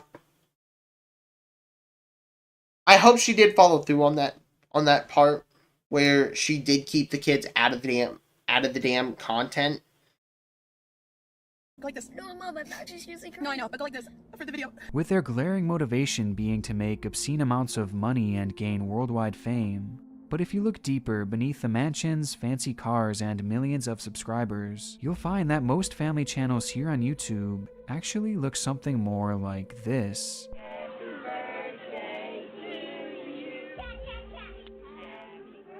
Wholesome moments captured by parents not as a way to make money or gain fame, but to immortalize memories that otherwise might someday be forgotten, with these videos often accounting for some of the most wholesome content on this whole site.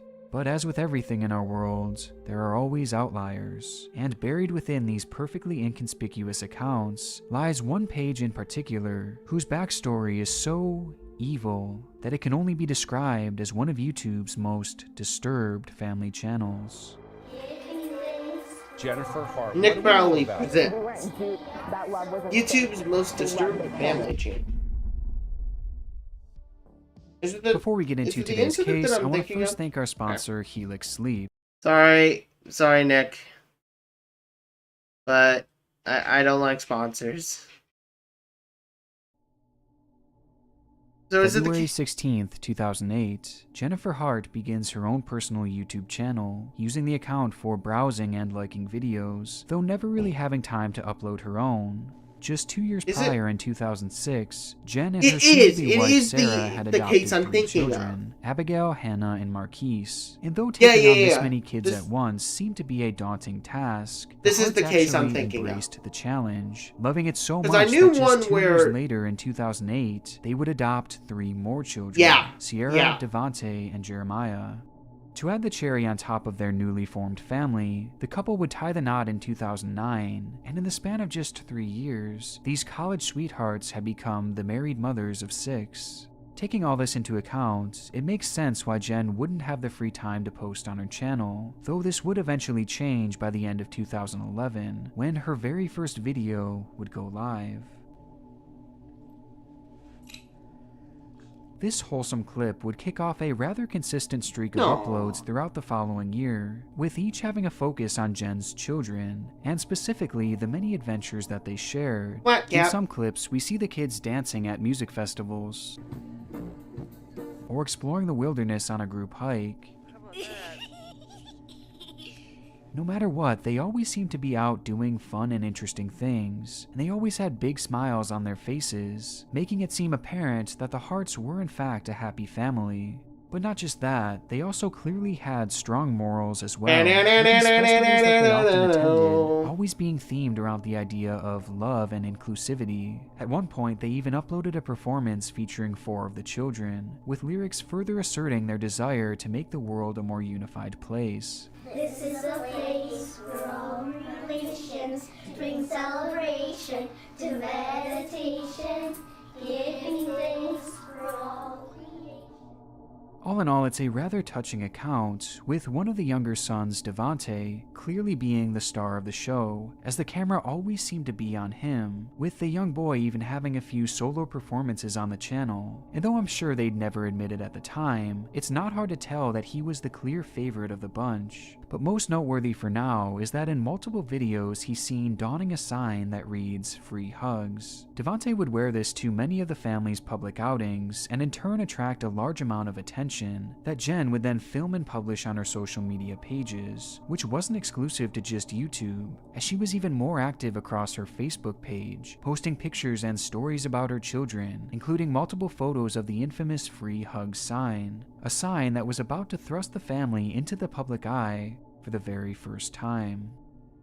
There is growing outrage tonight after an unarmed African-American teenager was shot and killed by police in the St. Louis suburb of Ferguson, Missouri. Following the killing of Michael Brown Jr., a rally was held in Portland, Oregon, opposing racial injustice. And for the Hart family, this call for unity fit perfectly with their perceived beliefs. So Sarah and Jen took the children to the protest, where Devante would again wear his signature sign, leading to this moment being captured by cameras.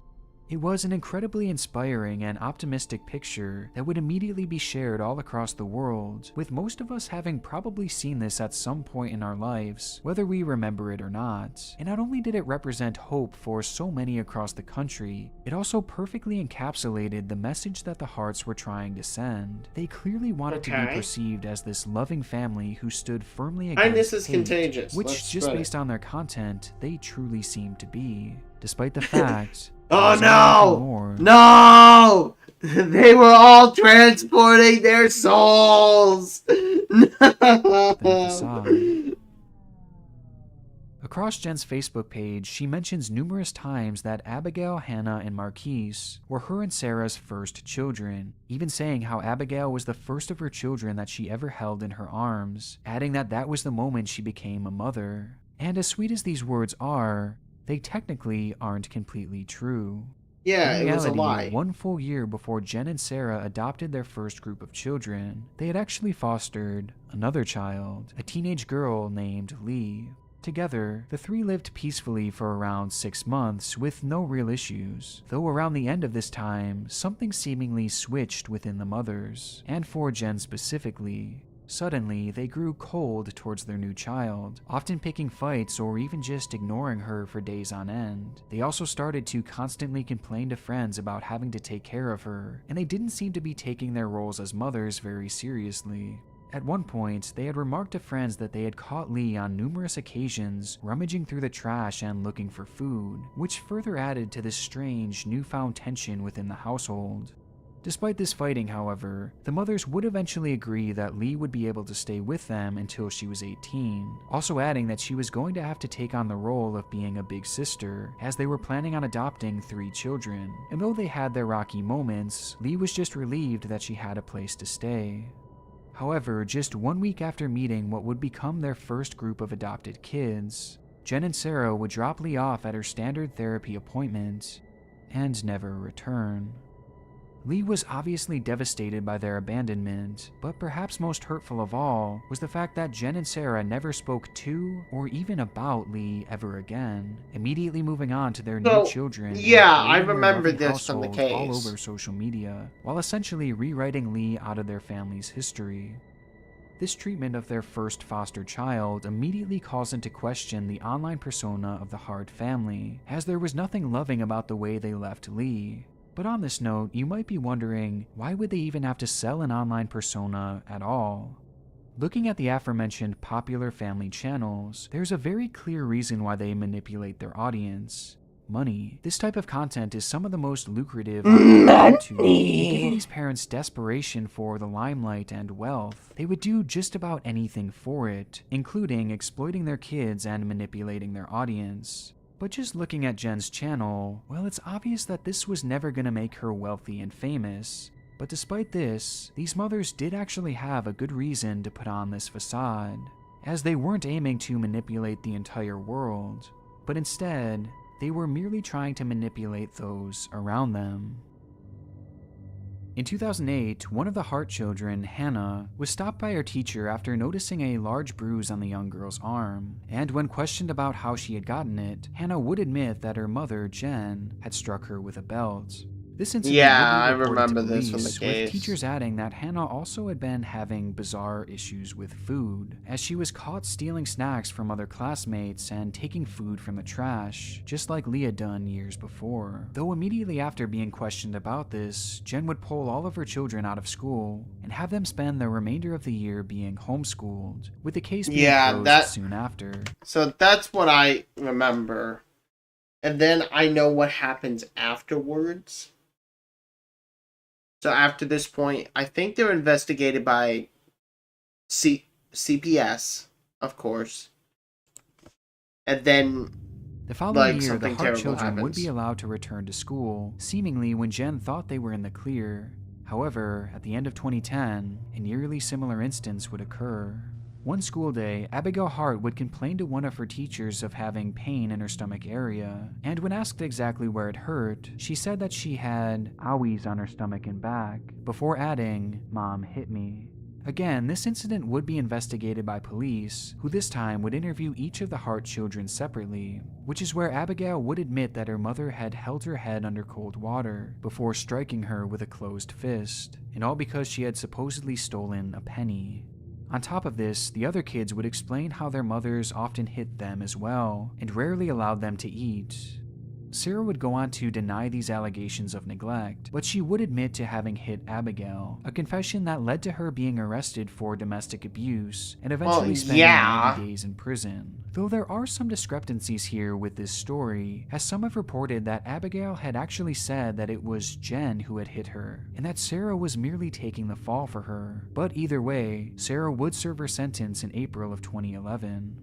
Things didn't stop there, however, as after Sarah's release, Hannah Hart would go to the nurse's office and begin begging for food, claiming that her parents were again refusing to feed her, and that she hadn't eaten all day. In response, Sarah claimed that she was merely playing the quote-unquote food card, and proceeded to immediately pull all of the kids out of school once again, to which this time they would never return, as the family packed their bags and moved from Minnesota to Oregon practically overnight. And conveniently enough, it was right after this move that Jen started her consistent posting across social media, portraying their family as picture perfect. This channel was never made to make money or to make the family famous, but just based on the timing alone and their hyperfixation on peace, immediately following all of these horrible accusations, I don't think it's crazy to assume that these videos were uploaded in an attempt to repair the family's image, and even to potentially thwart criticism or investigation into their alleged abuse. I mean, the children are quite literally shown in one video singing the phrase, "We are so provided for," over and over again, conveniently right after their parents were questioned about neglecting their kids. We are so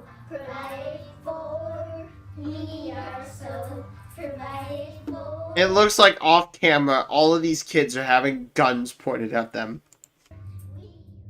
And this isn't merely speculation either. These parents had a legitimate history of abuse, both proven and alleged. Plus, between the multiple instances of children desperately rummaging through the garbage for food, and the claims that they were never fed, made this family truly seem like a nightmare. And based on this, realistically, no one would or should view them as a model family. Yet that's exactly what they were. In fact, one close friend Why did that just seem like a everyone was sitcom? envious of them. They were the perfect people with the perfect kids.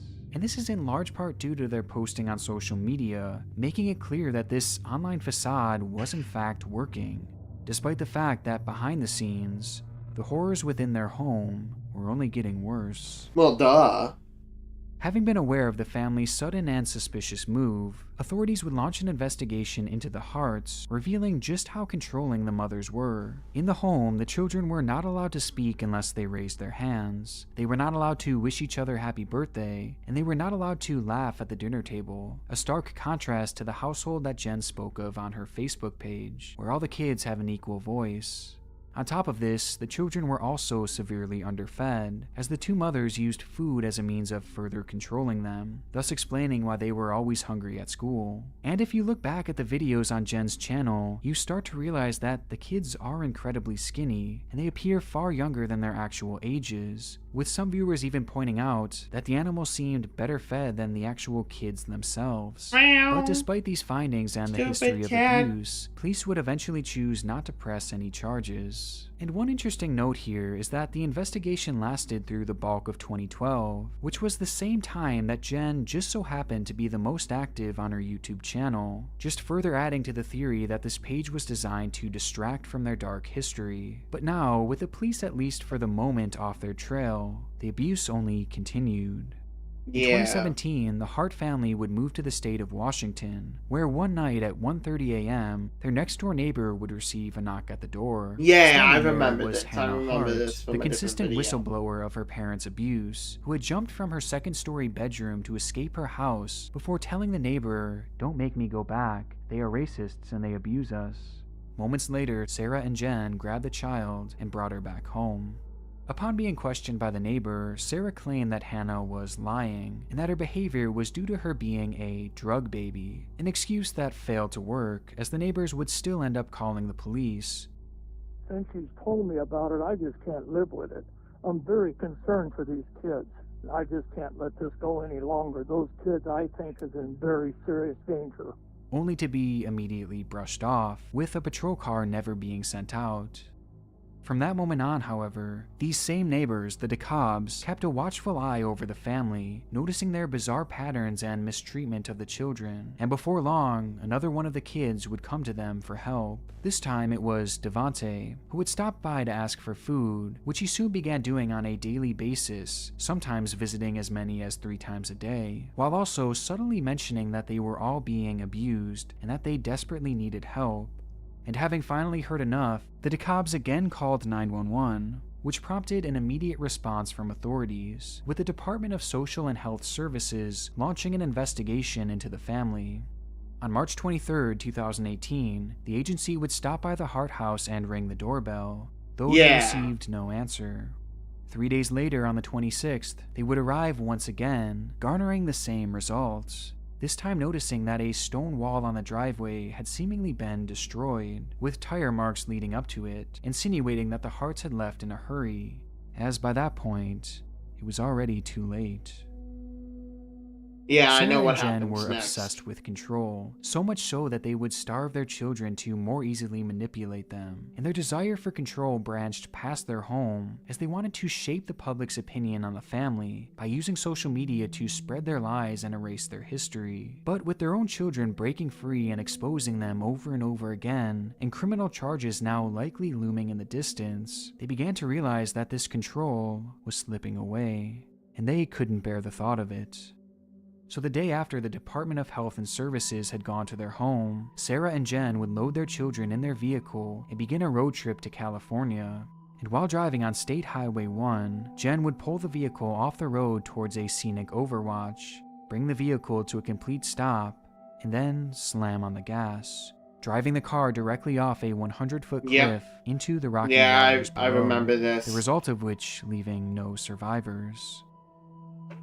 Initially, those close to the family swore up and down that this had to be an accident, as after all, they were the primary targets of the Hart's media manipulation, though any thought of this being accidental would quickly be thwarted by Sarah's search history, as during their road trip she had looked up, can 500 milligrams of Benadryl kill a 125-pound woman, and how long does it take to die from hypothermia while drowning in a car? It would also be determined that Jen was heavily intoxicated during the time of the crash, and that the mothers had in fact bought Benadryl while on their road trip and served No, Latin don't oxidant show to their that children commercial. What the within their fuck, sandwiches, Nick Crowley? with Sarah herself having taken 42 of the pills, proving that this entire event was in fact orchestrated by Jen and Sarah. Yeah. The red flags, the warning signs, they were all... So the thing is, I don't think they found all the bodies. That's the thing I think I remember. I think only a good chunk of them were found. Like, I think it was either her, Sarah, or Jen. One of the two was found. One of their bodies was found. And then, like, 3 or 4 of the kids. all there, but to those on the front lines of the Hart's propaganda, this was the shock of a lifetime. But between the loving posts, the family pictures, and the heartwarming videos, how much of it was actually real? Well, very little, if any. Following the murders, it would be heavily theorized that most, if not all, of the photos and videos on Jen's social media were in fact staged, with one cameraman who had photographed the family stating that Jen does this thing with her Facebook page where the kids pose and are made to look like one big happy family, but after the photo, they go back to looking lifeless. While another witness claimed that the starving kids were given food as a reward for posing for these photos. And on Jen's YouTube channel specifically, it seems to be more of the same, as although these clips may seem so natural and normal, the reality is that they too were planned by Jen, with the smoking gun being one video clip in particular in which she made a critical editing mistake.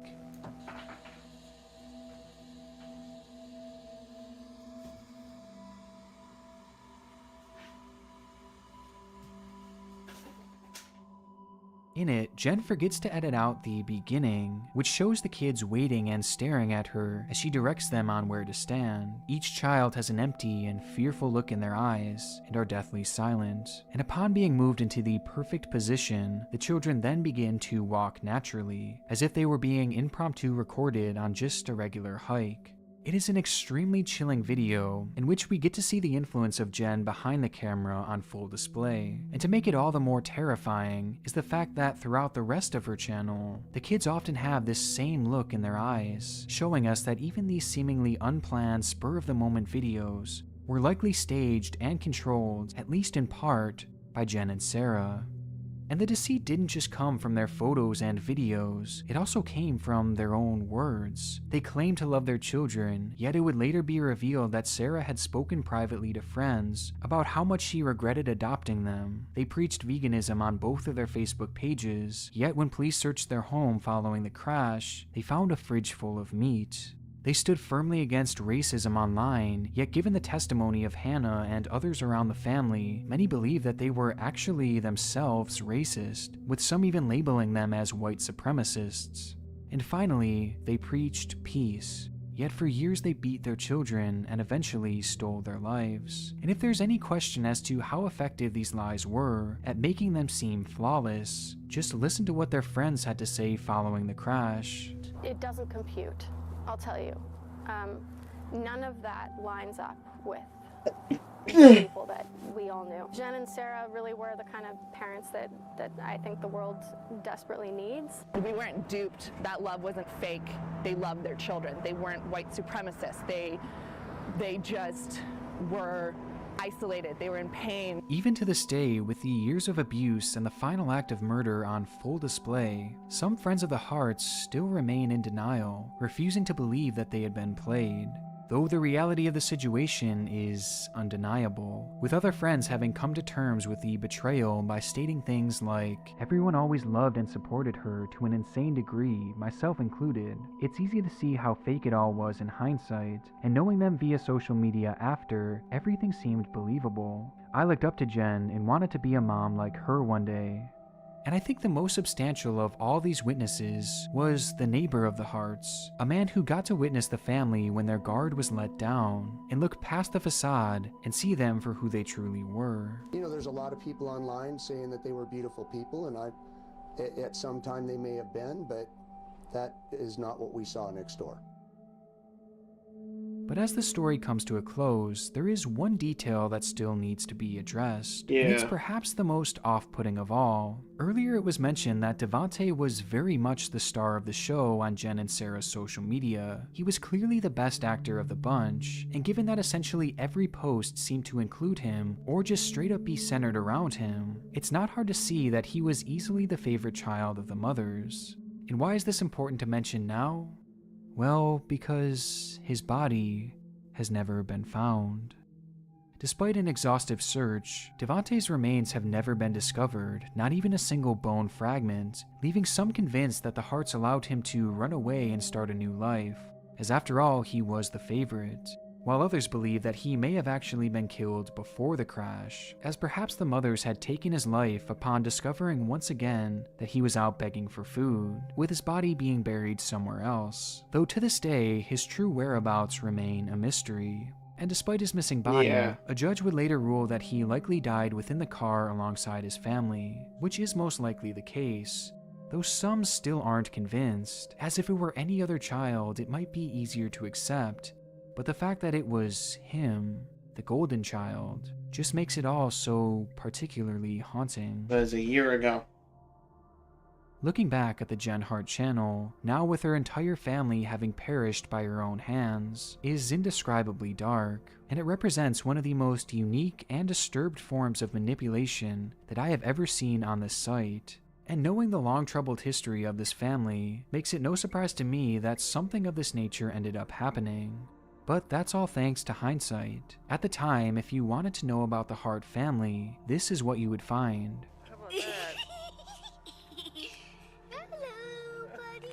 Wholesome family moments that seem just like the other millions of accounts here on YouTube, that in actuality were carefully orchestrated pieces of a fictitious story that Jen and Sarah were crafting, a story that would only be exposed when it was already too late. I want to give a huge shout out to my gold tier and god tier patrons, Alexander Duran, America's Grumpy Uncle, Alright, that's cool. But I have been streaming for 2 hours. And, well, honestly,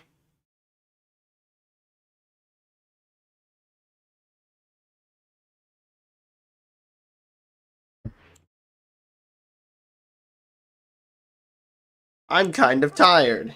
So, I'm gonna end it here. So, thank you all for tuning in. I'll see you in my next video, which should be soon, because I'm going to be recording Darkwood 3 soon. But, thank you all for tuning in. Have a great night.